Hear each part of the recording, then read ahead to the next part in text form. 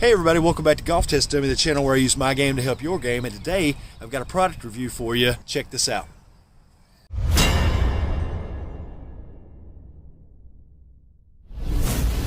Alright, it says I've got a little over 170 to the hole. Normally that's a 7-iron for me, but I've got some wind in the face. Not to mention the fact that the green slopes back to front, so if I'm a little bit deep, it's okay. It'll act as a backstop, and there's a false front on this green. I want to make sure I get there. The product that I'm talking about today is a Bridgestone golf ball. It's the E12 Contact. Now they have different versions of the E12.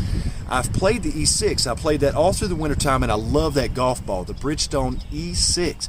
I bought 2 dozen of those, used them all winter, and loved them. Now that it's getting warmer, it's springtime, it's about to be summer, I wanted to get something that was a little bit warmer weather ball, and everything that I read online was talking about the new Bridgestone E12. And if we can look closely at it, you can see that the dimple pattern is different. Now that's what they're talking about when they say contact.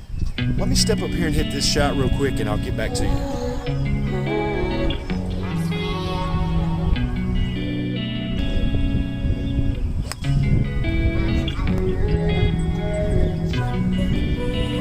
Right at it, right on the green. And I gotta tell you, one thing that I really liked about the Bridgestone golf balls, the E golf balls of the Bridgestone family, is that they seem to just go straighter. There's nothing I could point to tell me that that is a fact, but it just seems like I get less curvature to the golf ball. Now, a lot of times these spin golf balls, they talk about more spin, and everybody's like, oh great, I'd love to have more spin. They equate that to spin around the greens, to get it to check, to get it to spin back to them. But more often than not with us amateur golfers, spin refers to side spin, hooks and slices. Nobody wants that. So a little bit less spin in general for most of us is the way you want to go.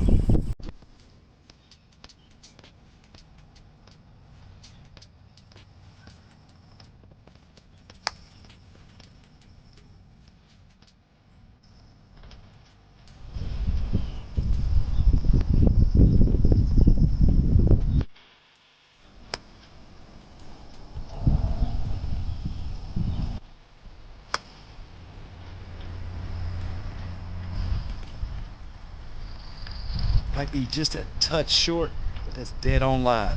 Good spin. What I've noticed is that off of the putter, this golf ball feels fantastic. It's one of the things that I loved about the E6 as well. You don't get that clicky sound. You get a nice, dull thud sound, and that just tells me that the ball has some softness to it, and I like for that to happen. It tells me that it's a little bit better ball. Now, I think with these, I bought these on Amazon, and you can use my link down below. You just click on that, it takes you to your Amazon page. There's no extra fees, you don't get signed up for anything.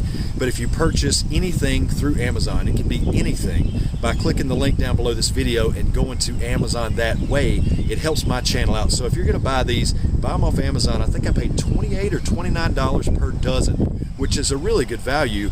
And you know, I'm not a big tech guy in the sense that I don't know if these contact dimples are going to make a big difference or not, but I can tell you this so far.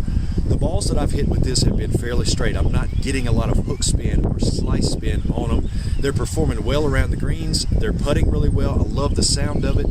Let's try it off a driver and see if we can find the fairway here.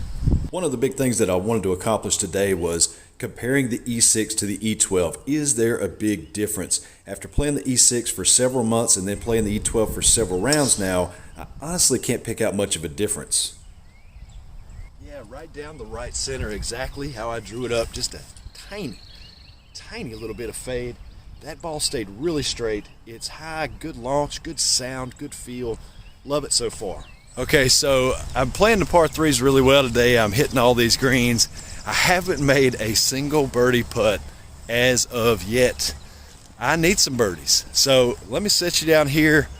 We're gonna see how the E12 performs on this green. I've got a little bit of a downhill putt, but it looks fairly straight. So come on, E12 Contact, let's go get in the hole.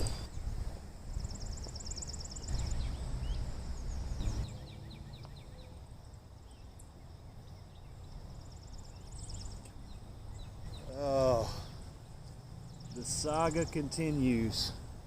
The saga continues.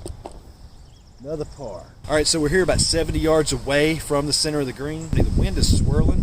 I've got a lob wedge in hand. Can I stick it close? Can I get it to catch and grab from 70 yards? Let's find out.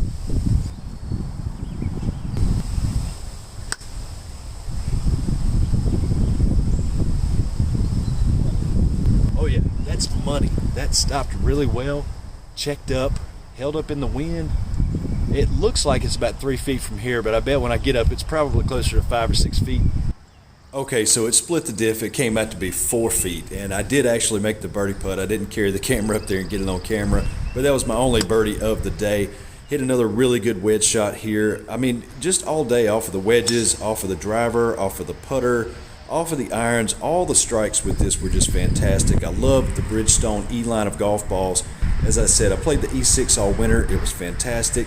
The E12, there's really not that big of a difference from what I can tell so far, but the shots were really straight today. I played really well, and I love the new line of golf balls.